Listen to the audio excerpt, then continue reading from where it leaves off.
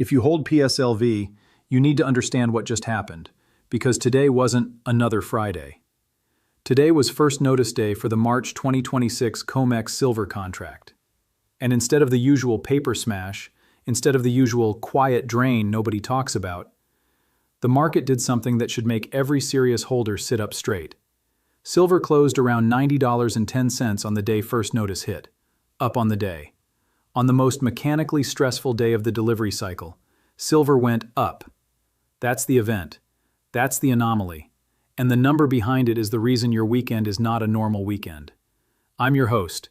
This is market education, not financial advice.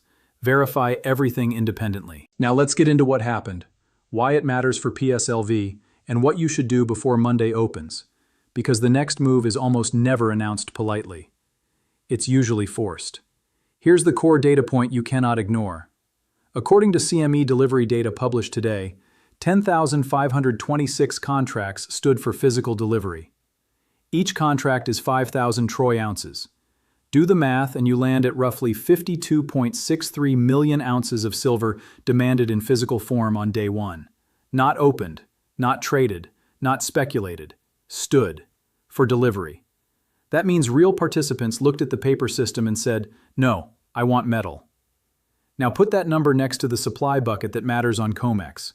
Registered inventory, the metal tag, assayed, and available for delivery, was most recently reported around 86.13 million ounces. So what does that mean in plain English? It means day one delivery demand equaled roughly 61% of what COMEX says is deliverable, on the first day, before the month even really starts doing what it does. And if that doesn't make your brain snap to attention, this next part should. Because March didn't walk into an empty room. It walked into a room that's already been looted. We need context.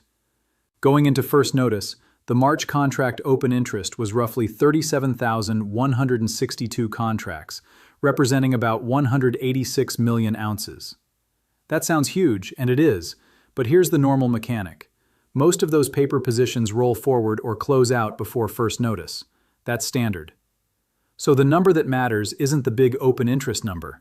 The number that matters is who refuses to roll, who refuses to cash settle, who chooses physical. That's your 10,526. And now you have to layer in what January and February already did. Because this is not one big day out of nowhere. This is a pattern that's been building. In February 2026, roughly 5,036 contracts were delivered, about 25.18 million ounces. And it wasn't just big, it was front-loaded. First notice day alone accounted for about 1,881 contracts, which is roughly 37% of total February delivery. Historically, a normal front-loaded share might sit more like 15% to 25%. So February didn't behave like a sleepy month. It behaved like a month where someone needed metal fast. January 2026 delivered roughly 49.2 million ounces. February delivered roughly 25.18 million ounces. Together, January and February delivered about 74.4 million ounces. Let that sink in. That's roughly the size of almost the entire registered pile, delivered in about 60 days. And now March shows up and day one says, "I'll take another 52.6 million. So if you're sitting there holding PSLV thinking, "Okay, but that's COMEX and I'm in a Canadian vault product." Yes, exactly. Because you don't hold PSLV for the thrill of watching paper games. You hold PSLV because when the system leans into stress, you want exposure to the side that doesn't require trust. You want exposure to the side that doesn't depend on a promise. PSLV holds allocated physical silver at the Royal Canadian Mint. Not paper claims, not maybe metal, not we'll see, bars. And when delivery demand spikes, what becomes scarce is not the paper. What becomes scarce is the kind of silver PSLV is built around. Now I want to be very clear because people twist this. Those 52.6 million ounces standing today are not coming out of PSLV's vault. They're standing against COMEX registered inventory. But the pressure driving that standing decision is the same pressure that supports the value of verified, allocated, physical silver everywhere. COMEX is the arena where stress shows up first. PSLV is one of the places people go when they don't want to live on the arena floor. And this is where your weekend gets interesting, because there's a second signal sitting right on top of the delivery shock. PSLV is trading at a discount to NAV, about a 3 to 3.8% discount based on recent data cited in the script. In a calm market, discounts happen in closed-end structures. That's not new.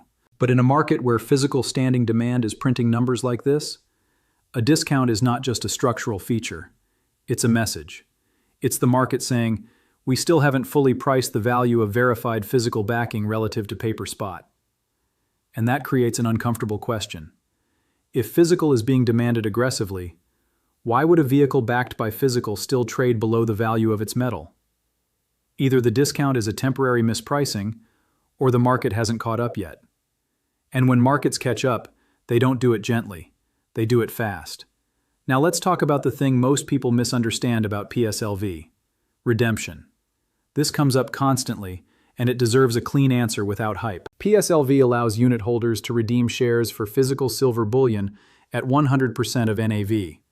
The catch is the minimum size.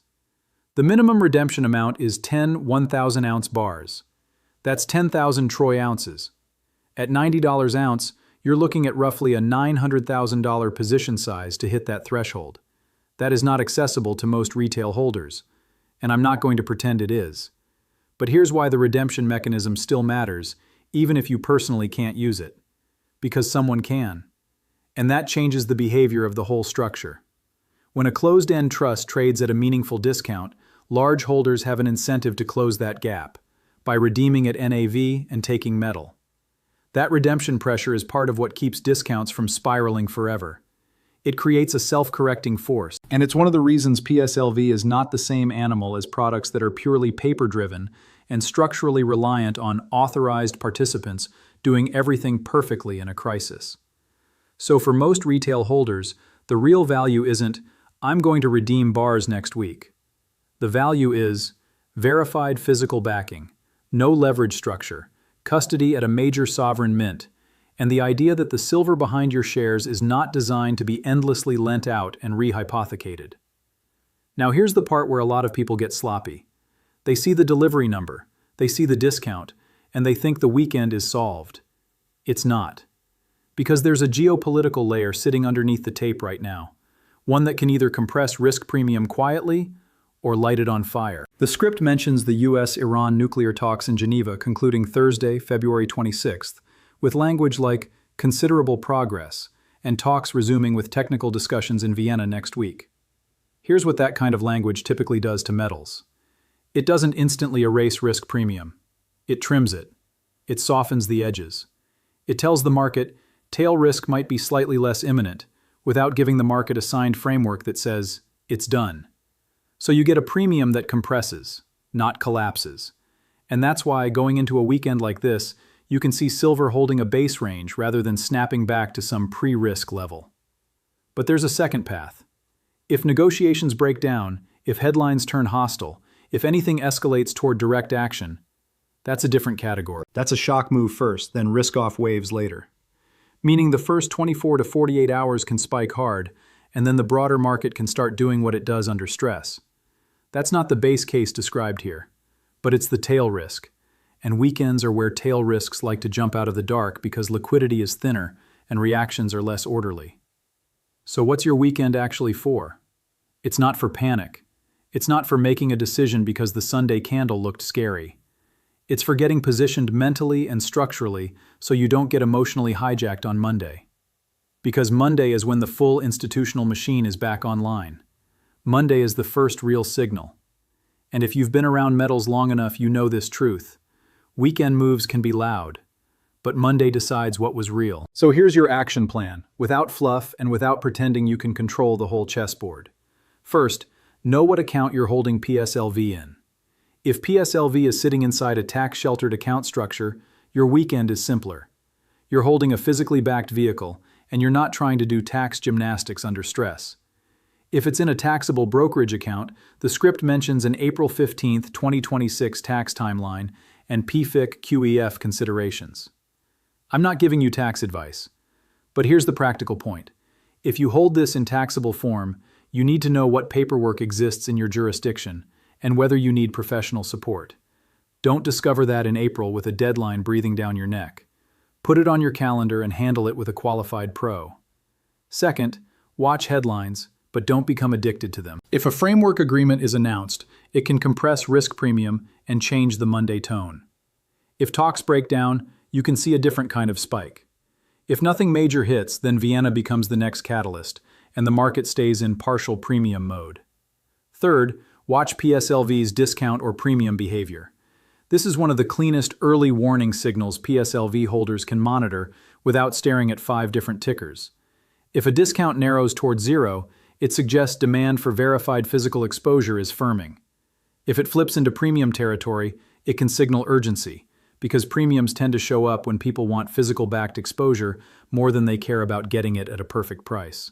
Fourth, keep an eye on what happens next with open interest as March settles and rolls. As March delivery plays out, the contracts that rolled rather than stood begin to show up in later months.